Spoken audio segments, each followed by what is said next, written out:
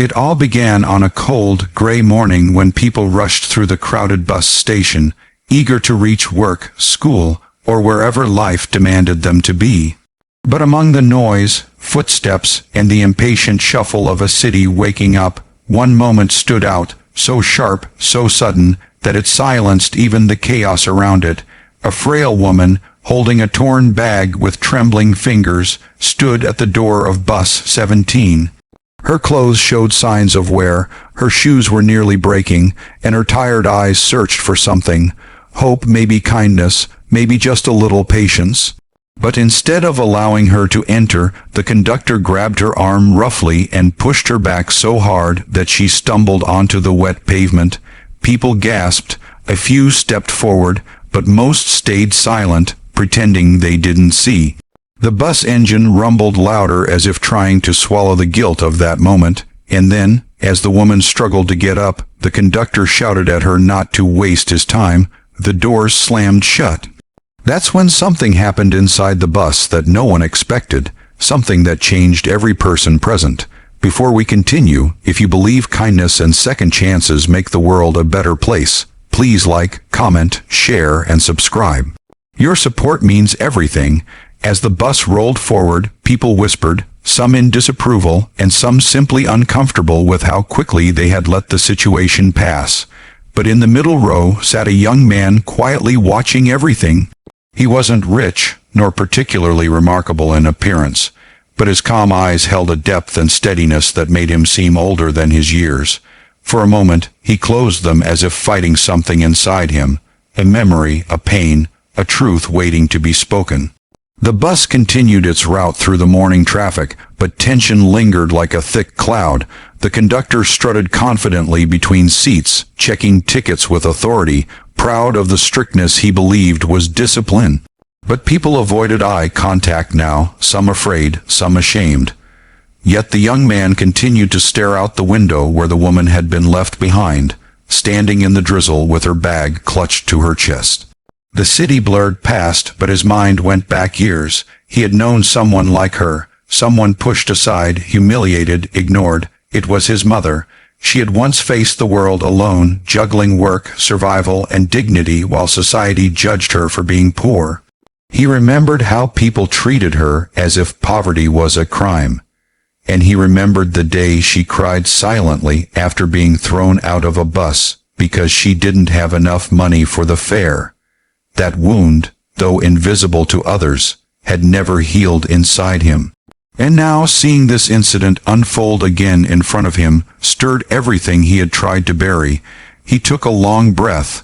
The conductor passed by him, barking orders at an old man whose hands shook too much to find his ticket quickly. The young man's jaw tightened. Something inside him was breaking, and something else was awakening. Outside, raindrops streaked across the window. Inside, the air grew heavy. When the conductor finished his round, he stood near the center, smirking as if proud of his power. A few passengers shifted uncomfortably. Some contemplated telling him he had been cruel, but fear kept their mouths shut. The young man rose slowly from his seat. His movement was calm, deliberate. A few heads turned. The conductor raised an eyebrow, prepared to scold him for standing while the bus was moving. But before he could say anything, the young man cleared his throat, and his voice rang through the bus. Steady, clear, pulling all eyes toward him. No one expected what he said. No one expected the truth he was about to reveal, a truth that would shake the conductor's confidence and make everyone rethink what they had just witnessed. The young man announced something that made the entire bus freeze. He spoke about the woman, who she was, who she reminded him of, and most importantly, he revealed his own identity in a way that shattered the conductor's arrogance. He wasn't just any passenger. He wasn't someone who could be brushed off. His words carried weight that came from lived pain and real empathy. And the moment he finished, silence engulfed the bus so completely that even the sound of rain seemed to stop. Every person stared at him, some with widened eyes, some with guilt, and some with deep respect. The conductor, who moments ago felt untouchable, suddenly looked small, shaken, and exposed. The young man's announcement hit him harder than anyone could have imagined. The bus slowly came to a halt at the next stop. But no one moved. The driver glanced in the mirror, confused by the quiet shift in atmosphere. The conductor tried to speak, but his voice cracked. The young man didn't shout, didn't insult, didn't threaten. Instead, he spoke about dignity, human dignity that should never depend on money, appearance, or social status. He spoke about compassion, kindness, and how one small act of cruelty could break a person in ways that remain unseen. His words weren't angry, they were honest, and honesty can be more powerful than rage. The passengers felt something heavy inside them lighten, as if his courage gave them permission to feel what they had suppressed for too long. A woman in the last row wiped her tears. A teenager put away his phone and looked genuinely affected. Even the driver turned in his seat, silently acknowledging the truth in the young man's voice. The conductor finally realized the depth of what he had done, not just today, but every time he treated someone poorly while hiding behind his uniform, and for the first time he looked unsure, vulnerable. The young man didn't stop there. He calmly told him that real authority isn't measured by how harshly one can treat the powerless, but by how much kindness one can show despite having power. Then he asked the driver to return to the stop where the woman had been left. And to everyone's surprise, the driver agreed almost immediately. The bus turned around. In the drizzle, the woman was still standing there, trying to gather her courage to continue her day. She didn't expect the bus to return. She didn't expect anyone to care, but when it stopped in front of her and the doors opened gently this time, her eyes widened with disbelief. The young man stepped down, approached her respectfully, and offered her his hand to help her board. She hesitated. Years of rejection taught her not to trust easily. But when she saw his sincere expression, her defenses softened. Slowly, she took his hand and stepped inside. The passengers watched quietly, some even clapping softly, acknowledging her dignity and the young man's actions.